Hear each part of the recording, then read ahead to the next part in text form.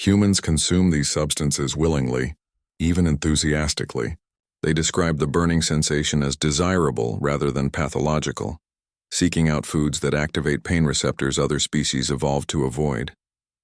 Their digestive systems process alkaloids and toxins that would hospitalize other civilizations, treating molecular defense mechanisms as flavor components. I watch them ingest compounds that should trigger immediate medical intervention, then discuss the nice kick they got from the experience. Their relationship with food extends far beyond nutritional requirements. They engage in comfort eating of nutritionally void substances like ice cream, using chemical intake to regulate emotional states. Social bonding rituals revolve around shared consumption of dangerous compounds, caffeine, alcohol, capsaicin, that alter neurological function. Food isn't just fuel for humans. It's mood regulation, social currency, and recreational activity all combined into one dangerous package. Their tolerance thresholds appear deliberately calibrated to dangerous levels. They build resistance to toxins through repeated exposure, treating biological adaptation as culinary advancement. What would constitute poisoning in other species becomes developing a palate for humans. They push their systems to handle increasingly hazardous substances, as if testing the limits of their own biology. This dietary recklessness should cause systemic failure across entire populations. Regular consumption of neurotoxins, irritants, and digestive challenges would collapse any other species' healthcare system. Yet humans not only survive this chemical onslaught, but thrive on it. Their livers process compounds that would shut down other species' detoxification pathways. Their digestive linings withstand abrasives and irritants that would ulcerate alien gastrointestinal tracts. What foods do humans eat that aliens classify as biological hazards? Nearly everything in their cuisine contains something that would trigger safety protocols elsewhere. Fermented foods loaded with bacteria we'd contain in labs. Raw seafood carrying parasites we'd medicate against. Plants that evolved chemical defenses specifically to deter consumption. Humans treat all of it as menu options. Their cooking methods often increase the concentration of dangerous compounds rather than neutralizing them. But here's the thing. Their bodies adapted to process toxins rather than avoid them. Where other species evolved rejection mechanisms, humans developed metabolic pathways to handle the challenge. Their digestive systems operate like sophisticated chemical processing plants, rather than simple nutrient extraction systems. They didn't evolve away from dangerous foods. They evolved the capacity to handle them safely. This approach to consumption reflects their overall biological strategy. Instead of avoiding hazards, they develop resistance and management systems. Their bodies treat toxins as problems to be solved, rather than threats to be avoided. This dietary fearlessness enables them to utilize food sources other species would consider poisonous, giving them nutritional flexibility that becomes a survival advantage in resource-scarce environments. The human relationship with food demonstrates their fundamental evolutionary difference. They don't see the world in terms of safe and dangerous, but in terms of edible and inedible, and their definition of edible includes things that would kill most species. Their culinary adventurousness isn't recklessness, but manifestation of biological confidence in their own processing capabilities. Conducted controlled pain threshold experiments that produced results contradicting basic neurological principles. The setup involved standardized pain stimulus application while monitoring human subjects who employed breathing techniques, meditation, and cognitive distraction methods. My instruments recorded identical neural input signals across all subjects, yet their reported pain levels varied dramatically based on psychological factors. The same stimulus that one subject rated as unbearable another would describe as mildly uncomfortable. While maintaining normal conversation, their mental state doesn't just influence subjective experience, it directly alters cellular responses and healing rates. Bioscanners showed reduced inflammation markers and accelerated tissue repair in subjects using pain management techniques despite identical injury conditions. The psychological context changed physiological outcomes in ways that violate everything we know about biological cause and effect. Pain signals followed the same neural pathways but received different processing based on cognitive framing. Humans use phrases like mind over matter as practical medical advice, rather than metaphorical encouragement. Dr. Chen explained the mind-body connection as established scientific fact, describing neural pathways that allow conscious thought to modulate autonomic responses. Their medical training includes techniques for using psychological state to influence physical healing rates, treating mental focus as a therapeutic tool rather than supplementary comfort measure. Their brains process pain signals through filter systems that evaluate context, threat level, and situational relevance before determining appropriate response intensity. The same physical stimulus generates different neural responses based on whether the human perceives it as dangerous or inconsequential. This contextual modulation happens at subconscious levels but can be consciously influenced through training and practice. This psychosomatic modulation shouldn't be possible according to galactic medical principles. Pain signals should trigger standardized biological responses regardless of cognitive context. The nervous system should operate on straightforward stimulus-response pathways without this interpretive flexibility. Human neurology treats pain as information to be processed rather than commands to be obeyed. They've evolved conscious override systems for their own autonomic functions, allowing them to decouple physical sensation from reactive response. Their brains can inhibit pain signals, reduce inflammatory responses, and accelerate healing through deliberate mental focus. This isn't placebo effect. It's measurable physiological change driven by cognitive intention. How do humans alter their own pain levels just by thinking differently? Their neurological architecture includes feedback loops that allow higher brain functions to modulate sensory processing. They can consciously adjust pain gate mechanisms, release endogenous painkillers, and redirect attention away from discomfort. Their brains treat pain as negotiable information rather than absolute reality.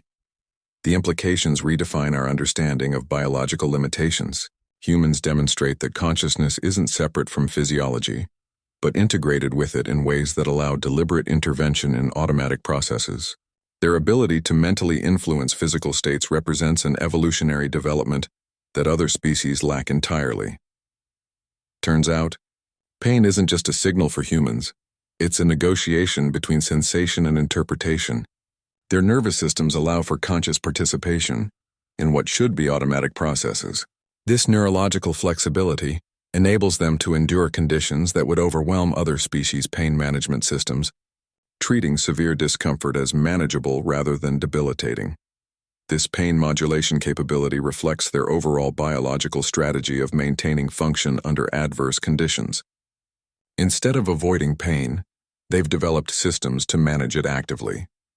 Their approach to discomfort parallels their approach to other biological challenges, not prevention but active management through sophisticated control systems that other species don't possess. I assembled a team of top xenobiologists to observe Foster's physical capabilities under controlled conditions. The setup seemed straightforward enough. We asked him to perform basic exercises that humans consider routine maintenance: jumping jacks, sit-ups, burpees. The instrumentation array surrounding him could measure metabolic output down to the molecular level, with enough sensitivity to detect a fruit fly's heartbeat from 3 meters away. We expected to see the normal physiological stress responses that accompany physical exertion in any carbon-based life form. His physiological responses remained remarkably steady within what humans would classify as moderate exercise ranges throughout the entire demonstration. His heart rate increased by only 20% despite movements that should have demanded cardiovascular output, increases of 300%. His respiratory rate showed minimal elevation, while his oxygen consumption patterns indicated energy efficiency that defied conservation of energy principles. The thermal imaging showed heat distribution patterns that should have been physically impossible for organic tissue to maintain. Dr. Voral's instruments registered energy output levels during the burpees that should have required anaerobic metabolism and oxygen debt accumulation. Instead, Foster maintained aerobic respiration throughout, with lactate levels that indicated his muscles were operating well within their sustainable range. The explosive power output during the jumping phase of each burpee measured equivalent to what our species can only achieve through maximum voluntary contraction under emergency conditions. He performed these movements repetitively without any signs of fatigue or performance degradation. Shard Song of Healing Light whispered, "This is impossible," as the data streamed across multiple displays simultaneously. The collective cognitive dissonance in the observation room became almost tangible. As experts from 12 different species watched their understanding of biological limits unravel in real time, specialists in biomechanics kept recalculating the force requirements. Energy specialists double-checked their conversion ratios, and physiologists questioned their instrumentation calibration. The numbers kept coming back verified and re-verified. The measurements were accurate. The implications were staggering. The explosive output defied all known biological limits for carbon-based life. The power-to-weight ratios, the energy conversion efficiency, the heat dissipation rates, every parameter existed outside established scientific understanding. These weren't exceptional feats of athleticism by human standards either. Foster considered this routine maintenance exercise something humans do to stay in shape rather than peak performance demonstration. He finished the sequence breathing slightly heavier, but otherwise looking like he'd just taken a brisk walk rather than performed. Movements that should have exhausted any other species. The observing experts underwent collective scientific crisis as their fundamental assumptions about physiological possibilities collapsed. Specialists who had written textbooks on biomechanics watched in silence as their life's work was invalidated by a human doing calisthenics. The tension wasn't dramatic. It was the quiet tension of smart people realizing their entire framework for understanding was incomplete. You could see the paradigm shifts happening behind their eyes as they watched Foster casually demonstrate capabilities that shouldn't exist. What happens when humans demonstrate their physical capabilities to a room full of alien scientists? You get the quiet sound of multiple scientific careers being re-evaluated in real time. The experts weren't angry or defensive. They were professionally fascinated by evidence that their models needed expansion rather than replacement. The impossibility they witnessed became the most interesting data point of their careers. Which brings us back to the fundamental problem that kept emerging throughout my research. Our science wasn't wrong about biology in general, just incomplete when applied to humans. Their capabilities didn't violate physical laws. They operated within parameters we hadn't previously documented, because we'd never encountered a species that pushed those particular boundaries. The problem wasn't our instruments or our methods, but our limited sample size of extreme environment adaptations. Humans represented biological outliers that expanded rather than contradicted our understanding. Colonel Bryant explained Earth's history with the unsettling casualness of someone discussing grocery shopping. He listed ice ages that froze continents solid, volcanic activity that buried civilizations, asteroid impacts that altered global climates, radiation fluctuations that scrambled genetics, and lethal predators that hunted humans as preferred prey.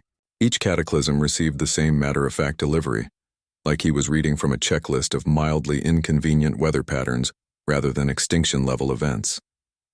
The tension built not through dramatic emphasis, but through the sheer cumulative weight of catastrophic events that never stopped coming. Earth's instability demanded survival-focused redundancy rather than specialization, where other planets developed life forms optimized for stable conditions. Earth's constant upheaval forced evolutionary strategies that prioritized adaptability over efficiency. Humans evolved under multifaceted threats that arrived simultaneously and never relented. Climate shifts occurring alongside predator evolution, radiation exposure coinciding with food scarcity. Their environment provided no safe periods for specialization because the rules kept changing without warning. Their biology represents an adaptive strategy to endure persistent hostility rather than thrive in stable conditions. What we classified as biological anomalies, the pain tolerance, the rapid healing, the cognitive override systems, were actually evolutionary advantages tuned for continuous crisis management. They didn't develop specialist solutions for specific threats because specialists go extinct when conditions change. Instead, they built generalist, redundancy-rich systems that could handle multiple failure modes simultaneously. This death world environment shaped every aspect of their physiology through constant evolutionary pressure. Their cardiovascular flexibility handles sudden demands from predators or disasters. Their neural efficiency conserves energy during resource scarcity. Their pain management systems allow function despite injury when stopping means dying. Their dietary adaptability enables utilization of diverse food sources when preferred options disappear. Every biological feature that seemed extraordinary against galactic norms made perfect sense against Earth's background of relentless adversity. Why do aliens call Earth a death world, and what does that mean for human evolution? The classification comes from planetary science metrics that measure environmental stability, resource consistency, and threat frequency. Earth scores worse on all counts than any other inhabited world in the galactic database. Most species evolve in environments where survival is the default state, and threats are exceptions. Humans evolved where death was the default and survival was the exception that required constant effort. Their biological design reflects this inversion of normal evolutionary pressures. Where other species optimize for efficiency in stable conditions, humans optimize for resilience in unstable conditions. Their systems sacrifice peak performance for fault tolerance, trading specialized advantage for general capability. This explains why they perform adequately across diverse challenges rather than excelling at specific ones. Their evolution valued not failing over performing optimally. Sometimes the most adaptive strategy is being prepared for everything at once rather than perfectly for anything specific. Human biology embodies this principle through redundant systems, override capabilities, and adaptive responses that handle unexpected conditions. Their death world heritage produced capabilities that seem miraculous in safer environments, but represent necessary adaptations in their native context. What looks like biological superiority is actually evolutionary necessity. Features that were essential for survival rather than advantages for dominance. This realization reframes their entire biological profile. The extraordinary becomes ordinary when viewed through the lens of environmental pressure. Their capabilities represent sensible solutions to insane environmental challenges, rather than random biological innovations. The death world designation explains why humans treat extreme conditions as normal, because their benchmark for normal was set by a planet that constantly tried to kill them. The harmony of scientific inquiry keynote reframed everything, with one simple observation that cut through years of confused research. The lead xenobiologist stood at the podium and said we'd been looking at human capabilities backward this whole time. You're focused on what they can do, but the real discovery is about why they can do it. The environment shapes the biology, not the other way around. That single insight exposed the fundamental flaw in our approach. Every other species in the galactic community evolved in relatively hospitable environments by comparison. Stable climates, predictable seasons, consistent food sources, manageable threat levels. The kind of conditions that allow for specialized biological development. You optimize for efficiency when your environment stays mostly the same for millennia. Humans reveal what life becomes under extreme, continual pressure that never lets up. Their world didn't give them the luxury of specialization because the rules changed too frequently. Their biology isn't inefficient or flawed. It's perfectly optimized for unserviceable conditions. The redundancies, the override systems, the rapid response capabilities all make sense when you understand they evolved expecting constant system failures. They survive the unendurable because their biology assumes endurance will be required regularly. What looks like extraordinary capability is actually standard operating procedure for a species that evolved with catastrophe as its baseline normal. This wasn't about humans being superhuman or biologically superior. It was about understanding adaptation under maximum pressure. Their capabilities represent sensible solutions to insane environmental challenges, rather than random biological innovations. The death world conditions forced evolutionary paths that other species never needed to explore because their environments were more forgiving. The symposium launched 3 new research initiatives based entirely on this paradigm shift. Teams began re-examining biological data from the perspective of environmental pressure rather than ideal conditions. We started looking for other species that might share similar adaptations from hostile worlds. The entire field of xenobiology had to reconsider its fundamental assumptions about what constitutes normal biological function. What shocking discovery did the alien research team make about hostile environments? That they produce fundamentally different biological strategies than stable environments. Life under constant pressure prioritizes resilience over efficiency, redundancy over specialization, and rapid response over careful optimization. The evolutionary mathematics change when survival depends on handling multiple simultaneous threats rather than excelling at specific challenges. But here's the thing. We'd been studying biology without considering the environmental pressure cooker that shaped it. Our medical protocols, our understanding of physiological limits, our concepts of normal function. all based on species that evolved in relative comfort and stability. Humans weren't breaking biological rules. They were following different rules shaped by different environmental constraints. Their capabilities seemed miraculous only because we'd never seriously studied what evolution produces under extreme conditions. This environmental perspective explained everything, from their pain tolerance to their cardiovascular flexibility. Their systems assume threat and prepare responses accordingly. What we considered emergency override modes are actually their standard operating procedures. Their biology doesn't wait for danger to appear. It maintains readiness because danger was always present. In their evolutionary history, the hostile environment hypothesis didn't just explain human capabilities. It revealed a whole dimension of biological adaptation we'd previously ignored.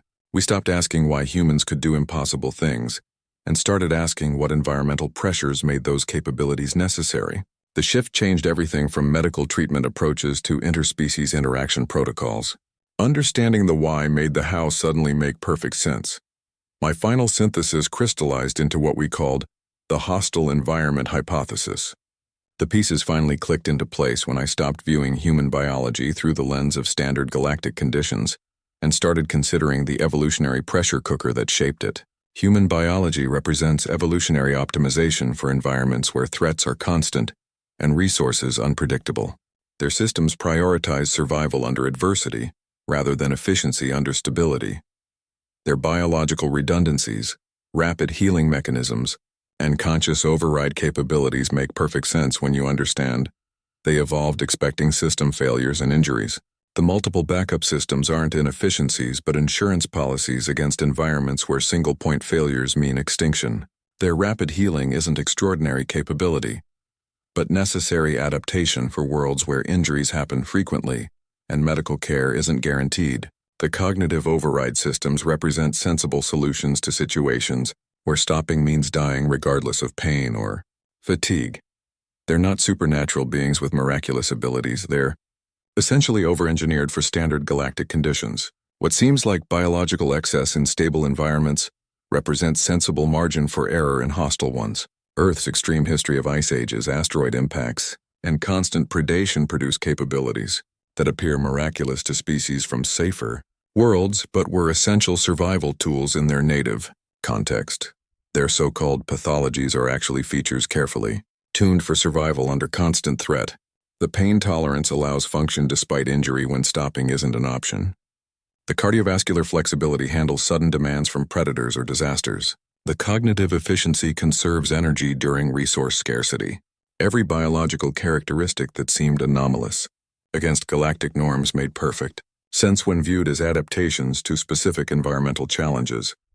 This reframing explained everything from their pain management capabilities to their cognitive overclocking. Their systems assume threat and prepare responses accordingly.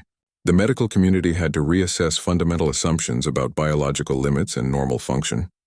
We stopped asking why humans could do impossible things and started asking what environmental pressures made those capabilities necessary. The shift changed everything from treatment protocols to interspecies interaction guidelines. How did one alien doctor's hypothesis change the entire galactic understanding of evolution? It revealed that biological capabilities cannot be evaluated without considering the environmental context that shaped them. Our previous models had been based exclusively on species from stable environments, creating a skewed understanding of what constitutes normal biological function. Humans provided the missing data point for life under extreme pressure, expanding our comprehension of evolutionary possibilities. The hypothesis forced xenobiologists to consider environmental hostility as a primary variable in biological analysis. We began re-examining other species that might share similar adaptations from challenging worlds. The field developed new assessment frameworks that accounted for environmental pressure rather than assuming ideal conditions. Medical protocols expanded to include death world evolutionary strategies alongside standard treatments. Turns out, when your world tries to kill you daily, you evolve different priorities than species from safer environments. Survival becomes more important than efficiency, resilience more valuable than specialization, and adaptability more crucial than optimization. Human biology embodies these priorities through redundant systems, override capabilities, and adaptive responses that handle unexpected conditions. Their capabilities represent sensible solutions to insane environmental challenges, rather than random biological innovations. This evolutionary strategy reframe didn't just explain human biology, it revealed a whole dimension of adaptation we'd previously ignored. We gained new appreciation for how environmental pressure shapes biological design and began understanding that what looks like extraordinary capability might actually represent standard operation for different evolutionary contexts. The galaxy's understanding of life expanded to include strategies forged in adversity rather than comfort. Foster's rock climbing mishap resulted in a concussion that would require weeks of neural stabilization for most species. My scanners showed cortical disruption patterns typically associated with permanent cognitive impairment.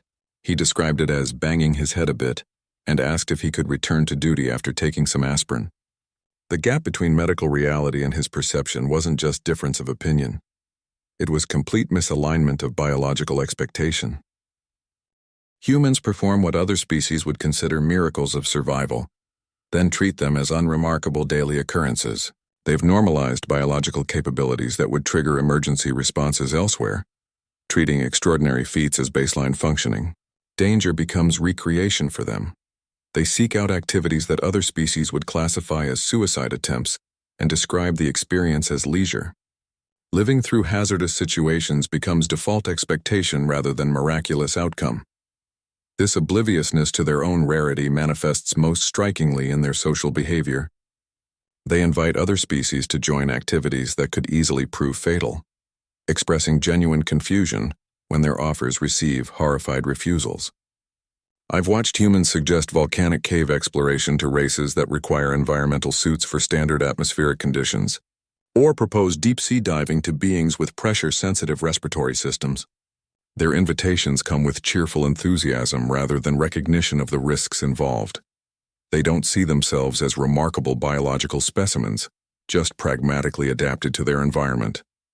Their self-assessment focuses on practical capability rather than exceptional nature. This lack of awareness about their own uniqueness may actually represent an evolutionary advantage itself. They don't waste energy marveling at their survival capabilities. They simply continue surviving without dwelling on the improbability of it all. What makes humans invite others to join them in activities that could kill most species? Their evolutionary background normalized high-risk environments to the point that they genuinely underestimate the danger their activities present to others. Their concept of safety includes margins of error that other species would consider recklessly thin. They operate on risk calculations calibrated for human resilience rather than galactic standards. This normalization of danger extends to their medical expectations as well. They consider rapid healing standard, pain tolerance normal, and physiological override capabilities baseline.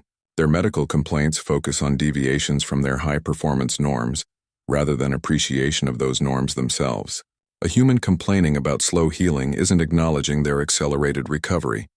They're comparing it to their usual, even faster rate. Their recreational choices reflect this same perspective. Activities that would constitute emergency training scenarios for other species become weekend hobbies for humans.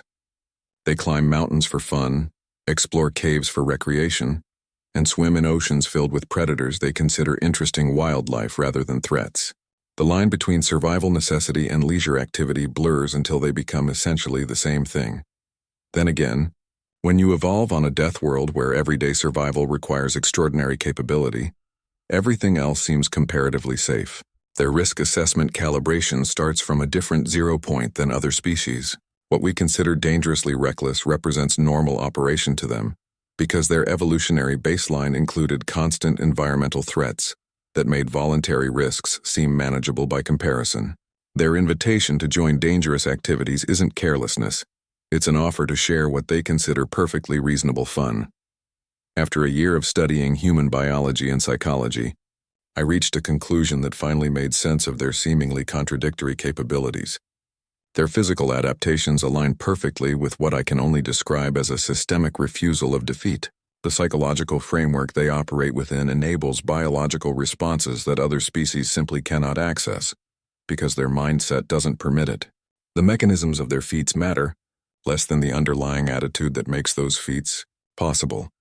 They pursue adventure and challenge despite environmental hazards that would completely derail other species' activities. I've watched them organize recreational expeditions into conditions that would trigger emergency response protocols for any other civilization. Their decision-making process incorporates risk as a factor to manage, rather than a barrier to avoid. This approach stems from a psychological grammar that treats adversity as opportunity rather than limitation. Their social systems emphasize cooperation and purpose-driven endurance in ways that reinforce individual resilience.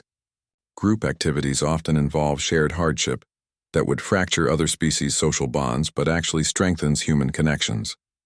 They derive motivation from collective purpose that overrides individual discomfort or danger. This social genome makes their biological capabilities coherent by providing the psychological context that enables their use. They didn't just evolve physical adaptations for survival. They evolved the mental framework to utilize those adaptations effectively. Their psychology and physiology developed together as an integrated system, rather than separate components. The mindset that says, "We just do them anyway," activates biological responses that remain dormant in species without that psychological trigger. Their refusal to accept limitations becomes self-fulfilling prophecy, because their biology supports that refusal. The impossible becomes ordinary when you simply refuse to acknowledge impossibility. Humans demonstrate this principle constantly through achievements that other species would consider supernatural. They don't recognize boundaries that others accept as fundamental constraints. This psychological approach activates biological capabilities that remain latent in species that operate within established limits. Why do humans treat impossible survival feats as completely ordinary? Their psychological framework normalizes extraordinary effort and risk because their evolutionary history required nothing less. They don't see themselves as performing miracles. They see themselves as doing what needs to be done. This perspective allows them to access biological reserves and capabilities that other species cannot, because their psychology doesn't permit considering such options. Their resilience comes from this integration of mental attitude and physical capability. The psychological grammar of keep going activates physiological responses that support continuing. The social reinforcement of shared purpose provides motivation that overrides individual fatigue or pain. The entire system works together in ways that make their achievements possible rather than miraculous. Sometimes the most adaptive trait is simply refusing to quit. Human psychology embodies this principle at both individual and collective levels. Their biological capabilities support this refusal, but the mindset drives it. They don't have special biological advantages, so much as they have psychological access to capabilities that other species possess, but cannot utilize because their mental frameworks prevent it. The human ability to keep going when others would stop represents this perfect integration of mind and body working toward survival. The collective conclusion left even seasoned xenobiologists staring at their data displays without words. The silence wasn't dramatic. It was the quiet of smart people realizing their entire framework needed expansion rather than replacement. Human biology isn't broken or inefficient, but represents perfect alignment with evolutionary imperatives forged in extreme conditions. Their systems prioritize survival under adversity rather than efficiency under stability, making them appear anomalous only when judged against the wrong environmental standards. They represent what life becomes when evolutionary pressure remains extreme and continual across millions of years. Their capabilities reveal biological possibilities we hadn't considered because we'd never encountered a species that needed to explore those particular adaptive pathways. The galaxy suddenly became a much more interesting place with humans in it, precisely because they challenged our understanding of what constitutes normal biological function. Their presence forced us to expand our concepts of possibility rather than trying to fit them into existing categories. We stopped trying to heal them according to our standards and started learning from their evolutionary strategies. Our medical protocols expanded to include death world adaptation patterns alongside standard treatments. The screaming alerts from my diagnostic equipment stopped being interpreted as pathology reports and started being understood as adaptation demonstrations.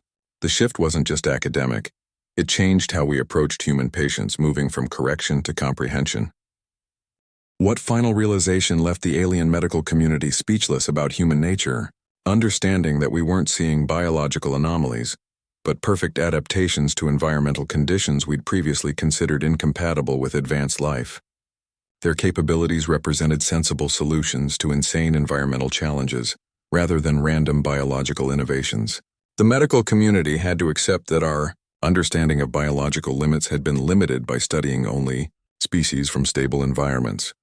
The paradigm shift affected everything from emergency response protocols to long-term healthcare planning.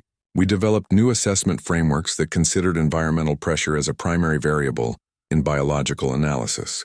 Treatment approaches began incorporating human evolutionary strategies into rehabilitation programs for other species. The entire field of xenomedicine expanded to account for different evolutionary contexts rather than assuming one standard model of biological function. But here's the thing. Sometimes the patient isn't sick. The doctor's understanding is incomplete. Our initial attempts to fix human biology stemmed from applying the wrong diagnostic framework rather than identifying actual problems. Their systems weren't malfunctioning. They were operating according to different design specifications shaped by different environmental requirements. The medical alarms weren't false positives. They were accurate readings that we were interpreting through an inappropriate lens. This realization forced humility into our medical practice. We learned to ask, what environmental pressure produced this capability? Before asking, how do we correct this anomaly? The approach transformed human medical care from constant emergency intervention to supportive management of their unique biological strategies.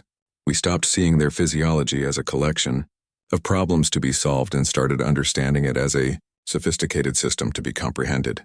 The shift ultimately improved medical care for all species by reminding us that biological function cannot be evaluated without considering evolutionary context. Human capabilities that seemed extraordinary became understandable when viewed through the lens of environmental adaptation.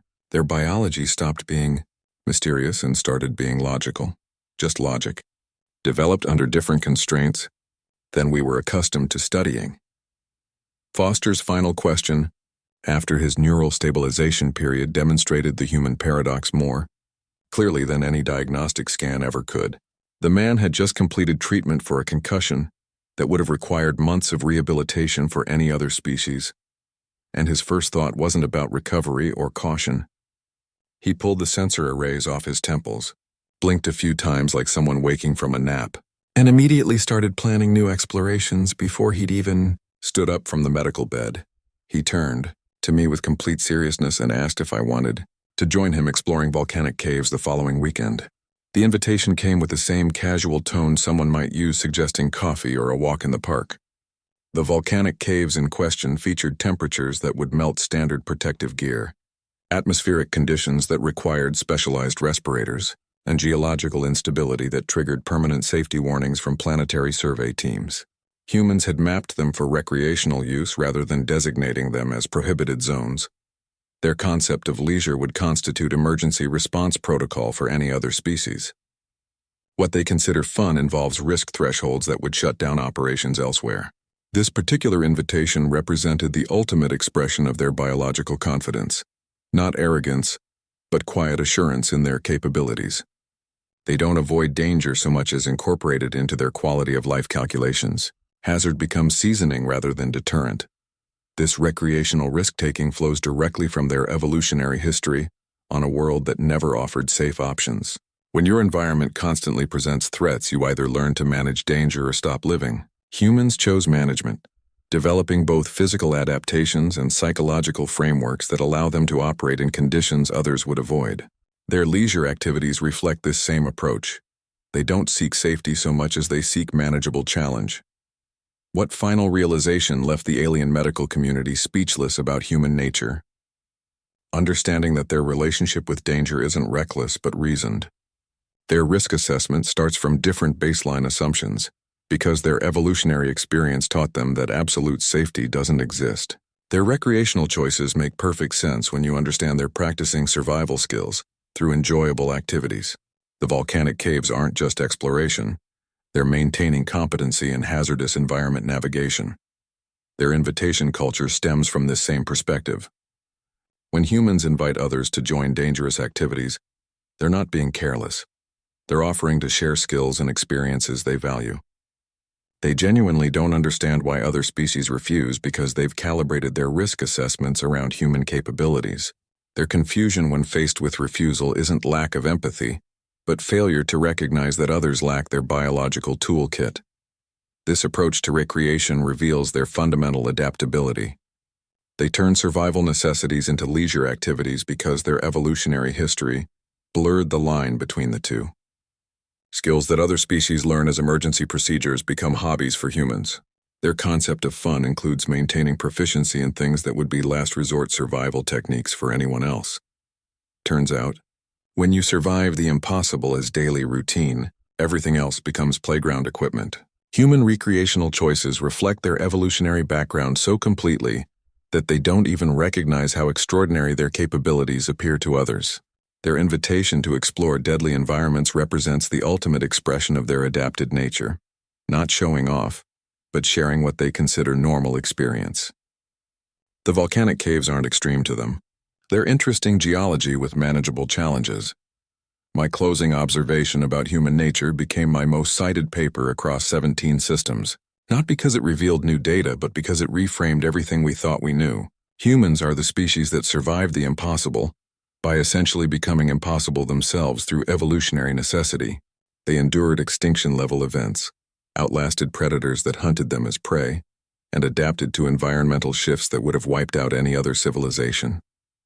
Their biological capabilities represent solutions to problems so extreme that other species never needed to develop similar responses. Then they accomplished something even more remarkable. They forgot that any of it was supposed to be extraordinary. Their capabilities became so normalized within their own experience that they ceased to recognize them as special. They see their pain tolerance, rapid healing, and cognitive overclocking as ordinary because these traits are universal among humans. What looks like biological miracle working to outsiders represents Tuesday afternoon normalcy to them. This lack of self-awareness about their own rarity isn't ignorance. It's itself an adaptive trait. They don't waste energy marveling at their survival capabilities or contemplating their biological advantages. That energy gets redirected toward actual survival and achievement. The constant cognitive load of recognizing their own extraordinary nature would actually reduce their effectiveness. Their pragmatic obliviousness serves an evolutionary purpose by keeping focus on practical outcomes rather than biological exceptionalism. They don't stand around admiring their rapid tissue, regeneration, or cardiovascular flexibility. They use these capabilities without ceremony to solve immediate problems. This approach means they're always operating at full capacity, rather than pausing to appreciate their capacity. The mental energy other species might spend recognizing biological advantages gets channeled into utilizing those advantages more effectively. This pragmatic obliviousness may represent their greatest evolutionary advantage. It allows them to deploy their capabilities without hesitation or self-consciousness. They approach challenges with the quiet confidence of beings who don't realize they're supposed to be impressed with themselves. Their lack of amazement at their own abilities becomes enabling rather than limiting. They're not showing off when they perform feats that stun alien observers. They're just being human according to their own understanding of normal. The problem isn't their behavior but our perspective. What looks like demonstration to us represents simple existence to them. The gap between their self-perception and external observation creates constant misunderstanding. What final realization left the alien medical community speechless about human nature? Understanding that their most adaptive trait might be their inability to recognize their own adaptation. Their biological capabilities work precisely because they don't treat them as extraordinary. The mindset that enables their survival depends on not dwelling on how remarkable that survival actually is. Their evolutionary success comes from treating the impossible as Tuesday and the extraordinary as standard equipment. This perspective allows them to utilize capabilities that would remain latent in species more aware of their own limitations. Their lack of self-awareness about their rarity becomes enabling rather than limiting. Sometimes the most adaptive thing is not realizing you're adapted. Human effectiveness stems from this fundamental disconnect between their capabilities and their recognition of those capabilities. They operate with the quiet assurance of beings who don't understand they're supposed to be impressed with themselves, and that very lack of understanding becomes their greatest strength. Their biological toolkit works best when they forget they're carrying it and just use it naturally. Colonel Bryant leaned back in his chair and finally made everything click with one simple statement. "We're the species that looked at our weak muscles and invented machines to compensate," he said, like he was explaining basic arithmetic rather than revolutionary biological strategy. "When our eyes couldn't see far enough, we built telescopes. When our legs couldn't run fast enough, we built vehicles. We don't accept limitations. We find solutions around them." This refusal to quit isn't just cultural attitude or individual determination. It's baked into their evolutionary strategy at the biological level. They evolved to push beyond apparent boundaries rather than respect them as absolute limits. Their entire history shows this pattern of identifying obstacles and developing methods to overcome, bypass, or incorporate them into their progress. Where other species adapt to limitations, humans adapt limitations to their purposes. Their biology actively supports this relentless forward momentum through systems designed for persistence rather than conservation. The pain management capabilities allow function despite injury when stopping isn't an option. The cardiovascular flexibility provides emergency performance when needed. The cognitive override systems maintain operational capacity under exhausting conditions. Every biological feature we initially misdiagnosed as pathological actually serves this core strategy of continued forward movement. What we saw as biological anomalies were actually optimal adaptations for their survival context. Their systems assume that quitting isn't an option because their evolutionary environment rarely offered that choice. When your world constantly presents threats and challenges, ceasing movement often means death. Their biology reflects this reality through capabilities that enable persistence under conditions that would force other species to stop. They don't defeat obstacles in the sense of eliminating them. They incorporate barriers into their progress. Challenges become factors to work with, rather than problems to eliminate. This approach manifests in everything from their technology development to their biological adaptations. Their tools extend their capabilities rather than replace them, and their bodies develop responses that work with environmental pressures rather than avoiding them. What final realization left the alien medical community speechless about human nature? Understanding that their refusal to quit represents fundamental biological strategy rather than psychological quirk. Their capabilities aren't random advantages, but integrated systems supporting persistent forward movement. The medical community had to accept that our concept of biological limits reflected our environmental experience rather than universal truths. Their evolutionary approach treats limitations as engineering problems rather than absolute barriers. This perspective allows them to develop solutions that other species wouldn't consider because they accept the limitations as inherent rather than solvable. Human biology demonstrates that many constraints we consider fixed are actually negotiable given the right adaptive strategies. But here's the thing. When your world constantly tries to kill you, quitting genuinely isn't an option that leads to survival. Their evolutionary history selected for persistence because anything less meant extinction. The capabilities that seem extraordinary in safer environments represent basic requirements for persistence in theirs. What looks like biological superiority is actually evolutionary necessity, features essential for continued existence rather than advantages for dominance. This understanding reframed their entire medical profile. The refusal to quit isn't heroic determination, but standard operating procedure for their biological design. Their systems assume persistence is required and provide the capabilities to support it. The medical community stopped trying to explain away these capabilities as anomalies and started recognizing them as integrated features of their evolutionary strategy. The harmony of scientific inquiry keynote changed everything with one simple question that cut through years of confused research. The lead xenobiologist looked at the assembled experts and asked, what would life have to become to survive conditions like Earth's? That single question reframed the entire debate about what counts as possible biology.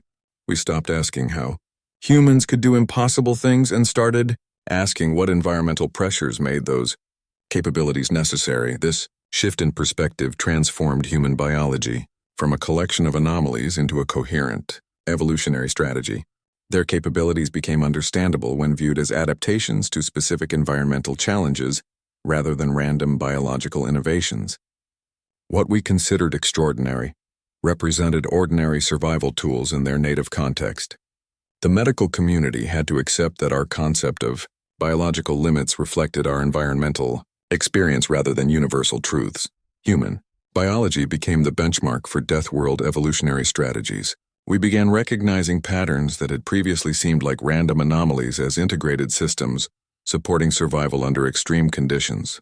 Their pain tolerance, rapid healing, and cognitive override capabilities made perfect sense when understood as adaptations to environments where stopping meant dying. What looked like biological superiority was actually evolutionary necessity. We discovered similar patterns in other species from hostile environments once we knew what to look for. Organisms from high-radiation worlds showed similar DNA repair mechanisms. Species from low-gravity environments displayed analogous skeletal reinforcement patterns. The galaxy's understanding of biological possibility expanded dramatically as we incorporated environmental pressure into our analytical frameworks. Human abnormalities became recognized as environmental adaptations rather than medical curiosities. Their cardiovascular flexibility represented sensible engineering for unpredictable conditions. Their neural efficiency made perfect sense for energy-scarce environments. Their dietary tolerance reflected adaptation to unreliable food sources rather than reckless consumption. What final realization left the alien medical community speechless about human nature? Understanding that we'd been studying biology through the wrong lens this whole time. Our medical protocols, our understanding of physiological limits, our concepts of normal function, all based on species that evolved in relative comfort and stability. Humans weren't breaking biological rules.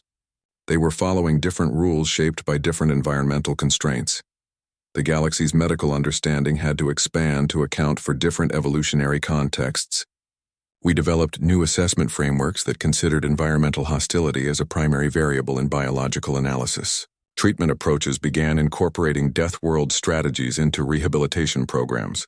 The entire field of xenomedicine grew more sophisticated by acknowledging that biological function cannot be evaluated without considering evolutionary pressure. Turns out, we weren't studying flawed biology. We were studying different evolutionary mathematics. Human capabilities revealed that life adapts to environmental pressures in ways that seem impossible only when viewed from limited perspectives. Their biology demonstrated that what we considered biological constants were actually variables that changed based on environmental conditions. The galaxy's understanding of life became richer and more nuanced through this realization. The medical community stopped trying to fit humans into existing categories and started developing new categories to accommodate their capabilities. We began asking what environmental pressures produced specific adaptations rather than how to correct perceived abnormalities. This approach improved care for all species by reminding us that biological function must be understood in context rather than judged against arbitrary standards. Look, I'm going to level with you. When Kovac walked into my medbay complaining of a minor headache, my scanners showed inflammatory markers that should have put any other species into a coma. His response? Got any painkillers? That was just the beginning of my complete scientific unraveling. You know how every medical protocol has baseline assumptions about what biological readings mean? Watching Kovac lean against my diagnostic console while his bloodstream showed inflammatory markers that could cook a Xanthian's nervous system, all my assumptions evaporated. The cascade pattern across my screens showed textbook systemic inflammation, the kind that triggers emergency protocols for immediate stasis containment. My equipment wasn't malfunctioning. The alerts were screaming legitimate warnings that should have had me activating quarantine procedures. Instead, this human was asking if I had anything for the pain, while tapping his fingers on the bioscanner like it was a vending machine. I ran 3 separate diagnostic sweeps, each more comprehensive than the last, and they all returned the same impossible data. His white cell count alone should have put him into metabolic shock. The protein markers indicated tissue damage consistent with radiation poisoning. Galactic medical texts don't even have a category for functioning patient with these biomarkers. The classification jumped straight from monitor closely to prepare final rites. Kovac just shrugged when I showed him the readings and said it was probably because he skipped breakfast. When I pressed him about the severity, he looked at the flashing red warnings and said, "Yeah, Tuesdays are rough like that sometimes." This wasn't medical non-compliance. The human wasn't refusing treatment. He genuinely didn't understand why I was concerned about what he considered a minor inconvenience. His biology was defying established medical science while he wondered if the station cafeteria was serving tacos. My entire training insisted this being should be unconscious or actively dying. Every protocol, every textbook, every case study pointed toward catastrophic system failure. Yet there he stood, discussing lunch options while his body conducted what should have been a fatal inflammatory response. The cognitive dissonance was physically painful. My instruments were clearly right, but my conclusions were clearly wrong. What happens when an alien doctor encounters their first human patient with a minor headache? You start questioning everything you know about biology. The fundamental problem wasn't my equipment or the readings. It was my understanding of what those readings actually meant when applied to humans. Their baseline normal exists in what other species would consider critical condition, and they treat emergency biological states like minor inconveniences. Which brings us back to the fundamental problem. My instruments were right, but my conclusions were wrong because I was applying the wrong rulebook to the wrong species. Then Holbrook came in with what he called a little burn on his forearm. The thermal damage pattern showed second-degree involvement across 30% of the surface area, reaching subcutaneous layers that should have triggered immediate nerve shutdown. My scanners mapped tissue destruction consistent with plasma conduit exposure, the kind of injury that requires emergency regeneration protocols and weeks of cellular reconstruction. The database classification popped up immediately. Catastrophic thermal trauma, permanent function loss probable without intervention. He waved off my regeneration unit and asked for cold running water and a clean bandage. I thought he was misunderstanding the severity, so I showed him the damage visualization. The deep red zones indicating destroyed nerve endings, the blue areas showing compromised circulation. He nodded like I'd shown him a weather forecast and said, "Yeah, ran into a hot pipe. You got any of that burn cream?" I was already preparing the disability documentation forms, calculating the percentage of permanent mobility loss based on standard tissue regeneration models. What I didn't understand yet was the human concept of walking it off. While I was filing preliminary reports about permanent impairment, his body was already conducting repairs at a rate that defied all medical literature. By the next morning, the inflammation had reduced by 70%. New skin was forming at the edges of the wound at a pace that should have taken 5 days with advanced regeneration therapy. His healing rate wasn't just fast. It was outpacing galactic medical norms by 400%. Using nothing but his own biological resources and a basic bandage. This wasn't standard cellular recovery. It was biological rebellion against established healing timelines. The tissue regeneration followed completely different pathways than anything in my databases. Faster angiogenesis, accelerated collagen deposition, nerve regeneration patterns that looked more like rapid construction than natural healing. What should have been a career-ending injury became a minor inconvenience healed within days rather than months. Why did human injuries that should be fatal barely slow them down at all? Their bodies don't treat damage as catastrophic system failure. They treat it as a repair project. The biological response isn't emergency containment, but rapid reconstruction using metabolic pathways optimized for quick turnaround. Their cells work with a sense of urgency that other species only achieve with medical intervention. But here's the thing. They weren't defying biology. They were operating on a completely different biological rulebook, where injuries aren't end states but temporary conditions. Their healing mechanisms assume damage will occur regularly and need rapid resolution rather than careful management. What looks like biological rebellion is actually perfectly calibrated adaptation to an environment where quick recovery provides survival advantage over perfect healing. Entry 247 involved Technician Foster, demonstrating what humans call functioning while tired. My bioscanners painted a picture of complete physiological collapse. His cortisol levels indicated prolonged stress response. His metabolic markers showed depleted energy reserves, and his neurotransmitter ratios suggested someone who should be experiencing cognitive impairment. According to every medical standard, he was operating on emergency backup systems that should have triggered automatic shutdown protocols hours earlier. Yet there he was, calibrating warp coil harmonics with precision that demanded intense concentration. His hands moved steadily across the interface, making micro-adjustments that required both fine motor control and complex mathematical calculation. I watched him cross-reference 3 different diagnostic streams, while discussing resonance frequencies with engineering control, tasks that would challenge a fully rested specialist from my species. The performance metric showed no degradation in accuracy or speed, despite what his biochemistry claimed was happening. His body was screaming exhaustion, while his performance said peak efficiency.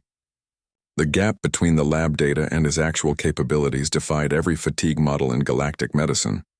Humans have this terrifying practice of consuming mildly toxic stimulants like coffee to deliberately maintain this state. They ingest substances that would trigger cardiac alerts in other species, just to extend their operational window. What looked like chemical intervention to me was apparently standard morning routine for them. They've normalized operating at physiological red lines that would send any other species into emergency conservation mode. Their systems don't treat exhaustion as a stop signal, but as a condition to work through. This wasn't endurance in the sense of pushing limits. It was systematic override of biological shutdown protocols. Their brains appear to have veto power over their body's conservation mechanisms, maintaining cognitive function even when every other system says they should be unconscious. The medical implications are staggering. Humans can consciously decide to ignore fatigue signals that would disable other species. They perform complex tasks while running on metabolic reserves that should only support basic life functions. Their version of tired involves continued high-level operation rather than reduced capacity. How do humans keep working when their bodies should shut down from exhaustion? Their fatigue response isn't an off switch but a series of negotiable warnings. They've evolved to maintain functionality under conditions that would force other species into recovery mode. Their bodies don't shut down. They downgrade non-essential systems to keep the cognitive functions running. Then again, maybe fatigue means something completely different to them. What we consider exhaustion might just be their version of normal operation with reduced comfort margins. Their biological design prioritizes continued function over comfort, allowing them to push through states that would incapacitate other species while still maintaining necessary performance levels. Dr. Bennett sat across from me explaining the human cardiovascular system like he was describing standard manufacturing specifications. He mentioned that a human heart can increase its output by 300% during stress situations without missing a beat. The number sounded like a diagnostic error until I saw the readings myself during a routine emergency drill.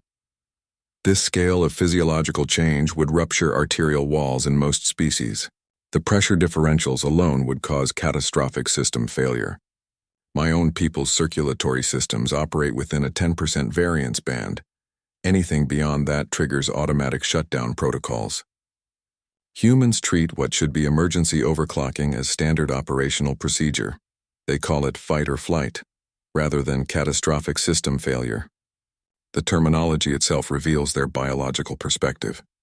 What we consider a medical emergency, they consider an adaptive response.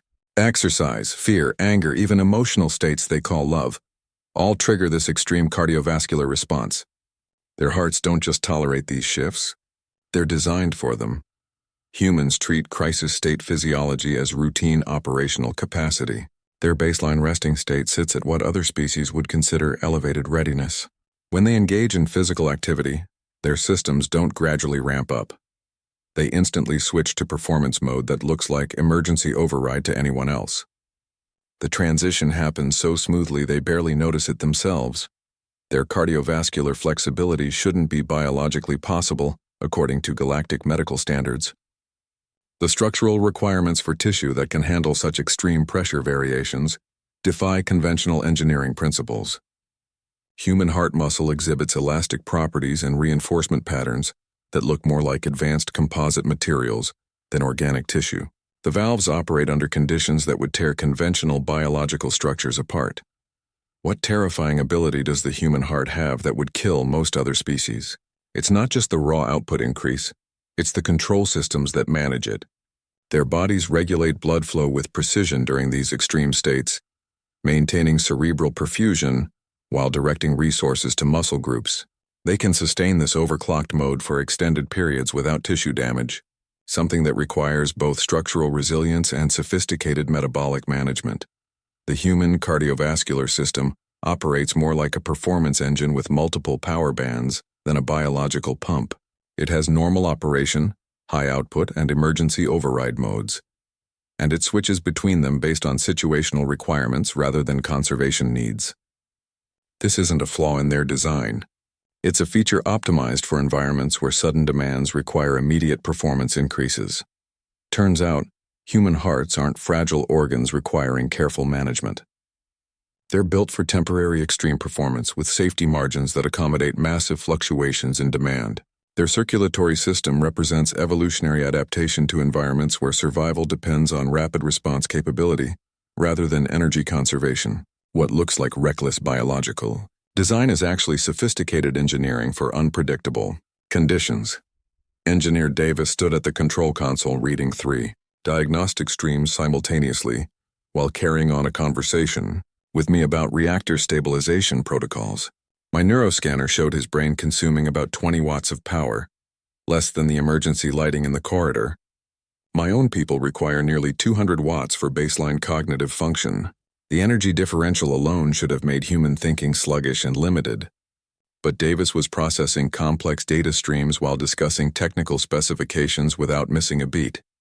They deliberately overload their cognitive systems for extended periods without apparent strain. My scanners registered processing loads that should have caused system collapse in any other species. The neural activity patterns showed simultaneous engagement of multiple cognitive modules: visual processing, linguistic analysis, mathematical calculation, and social interaction, all running concurrently. The energy management systems in his brain were allocating resources with efficiency that defied all known biological constraints. Humans multitask complex operations without the performance degradation or energy cost that should accompany such processing loads. They maintain conversation quality while solving mathematical problems, monitor multiple visual inputs while formulating responses, and switch between cognitive modes without the reset period other species require. Davis treated this cognitive overclocking like a normal Tuesday afternoon activity, rather than peak performance mode. Their neural efficiency isn't just better, it operates on different principles entirely. Human brains use asynchronous processing, predictive loading, and energy recycling methods that our neurobiologists are still trying to understand. They achieve high-performance cognition with power budgets that other species use for basic metabolic functions. The structural organization allows for rapid information transfer without corresponding energy expenditure increases. This wasn't standard cognitive function as we understand it. The efficiency levels looked like biological witchcraft compared to our energy-intensive neural architectures. Humans accomplish tasks that should require massive processing power, using cognitive systems that sip energy rather than gulping it.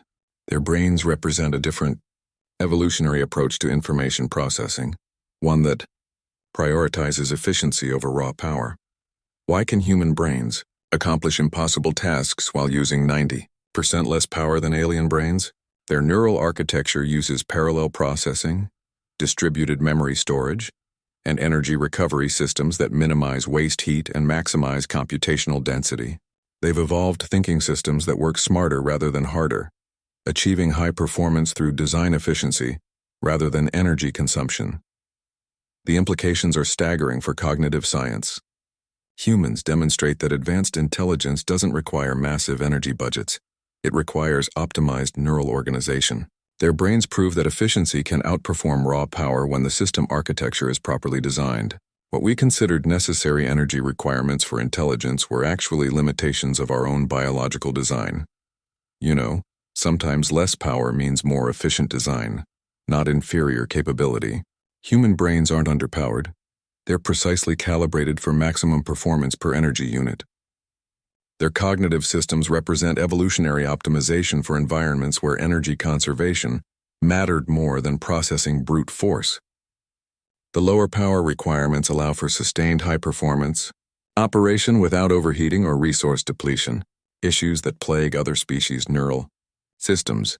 Their brain design reveals that intelligence isn't about how much energy you can burn but how effectively you can use what you have. Humans think circles around other species while using fraction of the energy because their neural architecture prioritizes efficiency over raw computational power.